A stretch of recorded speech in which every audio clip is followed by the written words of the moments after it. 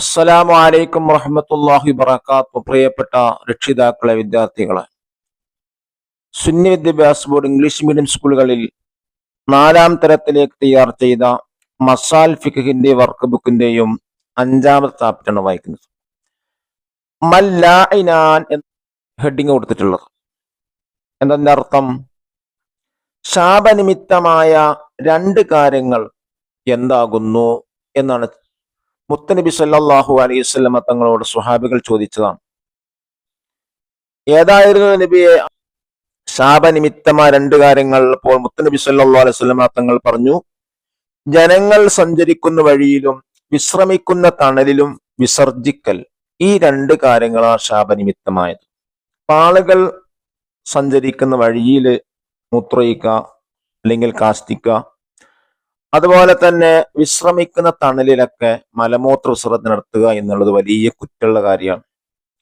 അള്ളാഹുവിന്റെ വലിയ ശാപം കിട്ടാൻ കാരണമാകും. അള്ളാഹു താല കാത്തു രക്ഷിക്കട്ടെ.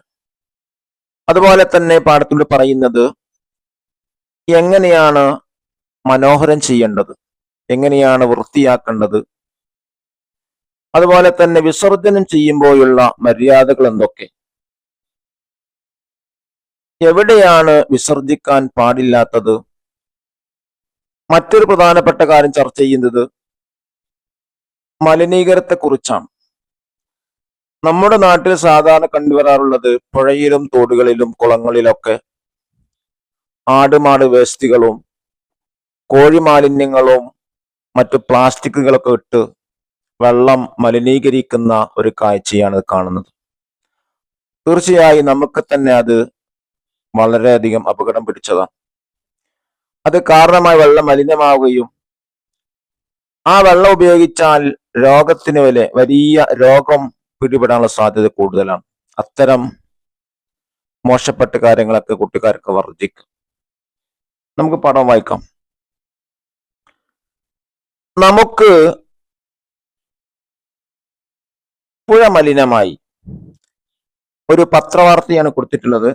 തിരുവനന്തപുരം സംസ്ഥാനത്തെ നദികളും മറ്റു ജലാശയങ്ങളും മലിനീകരിക്കപ്പെട്ടതായി സർവേയിൽ കണ്ടെത്തി. മലം, മൂത്രം, അറവുമാടുകളുടെ അവശിഷ്ടങ്ങൾ, പ്ലാസ്റ്റിക് മാലിന്യങ്ങൾ തുടങ്ങിയവ വ്യാപകമായി പുഴയിൽ നിക്ഷേപിക്കുന്നുണ്ട്. ഇതിന് പുറമെ ടോയ്ലറ്റുകളിൽ നിന്നുള്ള അവശിഷ്ടങ്ങളും ഫാക്ടറി മാലിന്യങ്ങളും പുഴകളിലേക്കും തോടുകളിലേക്കും ഒഴുകിയിടുന്നതും വ്യാപകമായിട്ടുണ്ട്. ഇതിനെതിരെ കർശനമായ നടപടി സ്വീകരിക്കണമെന്ന് പരിസ്ഥിതി സംരക്ഷണ പ്രവർത്തകർ ആവശ്യപ്പെട്ടു.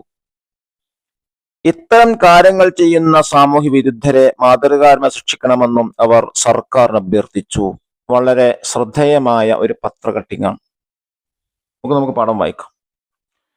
നമുക്ക് കുടിക്കാനും കുളിക്കാനുമുള്ള വെള്ളം നമ്മൾ തന്നെ നശിപ്പിക്കരുത്. പത്രം വായിച്ച് ഉസ്താദ് ഓർമ്മിപ്പിച്ചു. നബി സല്ലല്ലാഹു അലൈഹി വസല്ലമ തങ്ങൾ പറഞ്ഞു, ഇത്തഖുൽ ലാഇനൈനി, അഥവാ ശാപനിമിത്തമായ 2 കാര്യങ്ങൾ നിങ്ങൾ സൂക്ഷിക്കണം. സ്വഹാബികൾ ചോദിച്ചു, ഏതാണ് ആ കാര്യങ്ങൾ? ജനങ്ങൾ സഞ്ചരിക്കുന്ന വഴിയിലും വിശ്രമിക്കുന്ന തണലും വിസർജിക്കൽ. ഇതാണ് 2 കാര്യങ്ങൾ. ശൗചം ചെയ്തതിന് ശേഷം ടോയ്ലറ്റ് വൃത്തിയാക്കണം, ഇരുന്നു കൊണ്ട് വിസർജനം നടത്തണം, നിശബ്ദത പാലിക്കണം. നജസ് വൃത്തിയാവുന്ന രീതിയിൽ വെള്ളം ഉപയോഗിച്ച് നല്ല പോലെ ശൗചം ചെയ്യണം. ശൗചം എന്ന് പറഞ്ഞത് എന്താ? മനോഹരം ചെയ്യുക, വിസർജനം വൃത്തിയാക്കുക എന്നുള്ളതാണ്. നജസ് വലിച്ചെടുക്കുന്ന കല്ല്, ടിഷ്യൂ പേപ്പർ മുതലായവയും ശൗചത്തിന് ഉപയോഗിക്കാവുന്നതാണ്. ഉസ്താദ് തുടർന്നു, പൊതുവഴി, വിശ്രമസ്ഥലം, പുഴ, കുളം തുടങ്ങിയ സ്ഥലങ്ങളിൽ വിസർജിക്കരുത്. അവ മലിനപ്പെടുത്തുകയും അരുത്. അതുപോലെ തെങ്ങ്, മാവ് തുടങ്ങിയ ഫലവൃക്ഷങ്ങൾ ചുവട്ടിലും ഭക്ഷണ സാധനങ്ങളിലും ഖബറിന്റെ മുകളിലും പരിസരത്തും ഇഴജന്തുക്കളുടെ മാളങ്ങളിലും ഖിബിലക്ക് മുന്നിട്ടും പിന്നിട്ടും വിസർജനം പാടില്ല. ഇവയൊക്കെ വിസർജനം പാടില്ലാത്ത കാര്യങ്ങളാണ്. അന്നളാഫത്തു മിനൽ ഈമാൻ, വൃത്തി ഈമാനിൽപ്പെട്ടതാണ്. ഇനി നമുക്ക് താഴെ മദ്രസയും പരിസരവും വൃത്തിയായി സൂക്ഷിക്കുക. അത് ചെയ്യേണ്ട കാര്യമാണ്. ഓർമ്മിപ്പിച്ചു, റിമൈൻഡഡ്. ശാപം, വിസർജിക്കൽ, ഡിഫിക്കറ്റ്, വലിച്ചെടുക്കുക, അബ്സോർബ്, കല്ല്, സ്റ്റോൺ, ഇഴജന്തുക്കൾ, റെപ്പിറ്റിൽസ്, മാളങ്ങൾ, ഹോൾസ്, ശൗചം ചെയ്യുക, ടു ക്ലീൻസ്, മലിനപ്പെടുത്തുക, ടു മേക്ക്, ഫിൽത്തി. ദഫ്തർ, ത്വാലിബിന് ദിബാത്തുകൾ ചെയ്യുക. ഇനി നമുക്ക് വർക്ക് ഒന്ന് വായിക്കാം. ഒന്നാമത്തെ വർക്ക് എന്താണ്? നുജീബു, ഉത്തരമെഴുതാം. ചോദ്യം 1. ശാപനിമിത്തമായ 2 കാര്യങ്ങൾ ഏതെല്ലാം? ഏതാണ്? 1, ജനങ്ങൾ സഞ്ചരിക്കുന്ന വഴിയിലും വിശ്രമിക്കുന്ന തണലും വിസർജിക്കുക എന്നുള്ളതാണ്. 1, ജനങ്ങൾ സഞ്ചരിക്കുന്ന വഴിയിലും, 2, വിശ്രമിക്കുന്ന തണലും വിസർജിക്കൽ. ചോദ്യം 2. വിസർജനം പാടില്ലാത്ത സ്ഥലങ്ങൾ ഏതെല്ലാം? പൊതുവഴി, വിശ്രമസ്ഥലം, പുഴ, കുളം തുടങ്ങിയ സ്ഥലങ്ങൾ വിസർജിക്കരുത്. അതുപോലെ തെങ്ങ്, മാവ് തുടങ്ങിയ ഫലവൃക്ഷങ്ങൾ ചുവട്ടിലും, ഭക്ഷണ സാധനങ്ങളിലും, ഖബറിന്റെ മുകളിലും പരിസരത്തും, ഇഴജന്തുക്കളുടെ മാളങ്ങളിലും ഖിബിലക്ക് മുന്നിട്ടും വിസർജനം പാടില്ല. ഇനി 3. ചോദ്യം, ശൗചം ചെയ്യുമ്പോൾ എന്തെല്ലാം ശ്രദ്ധിക്കണം? ഇരുന്നു കൊണ്ട് വിസർജനം നടത്തണം, നിശബ്ദത പാലിക്കണം, നജസ് വൃത്തിയാവുന്ന രീതിയിൽ വെള്ളം ഉപയോഗിച്ച് നല്ല പോലെ ശൗചം ചെയ്യണം. 4. ചോദ്യം, വെള്ളത്തിന് പകരമായി ശൗചം ചെയ്യാൻ ഉപയോഗിക്കുന്ന വസ്തുക്കൾ ഏതെല്ലാം? ഉത്തരം, നജസ് വലിച്ചെടുക്കുന്ന കല്ല്, ടിഷ്യൂ പേപ്പർ മുതലായവ. 5. ചോദ്യം, പരിസ്ഥിതി സംരക്ഷണത്തിന് സഹായകമായ 4 കാര്യങ്ങൾ എഴുതുക. 1, മാലിന്യ സംസ്കരണം. 2, ജലാശയങ്ങൾ വൃത്തിയാക്കുക. 3, മരം നടൽ. 4, പ്ലാസ്റ്റിക് സംസ്കരിക്കൽ.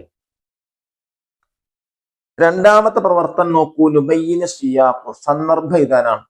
ഏതാണ് ആ കാര്യങ്ങൾ എന്നുള്ളത് ആര് ആരോട് എപ്പോൾ പറഞ്ഞു എന്നാണ് എഴുതേണ്ടത്.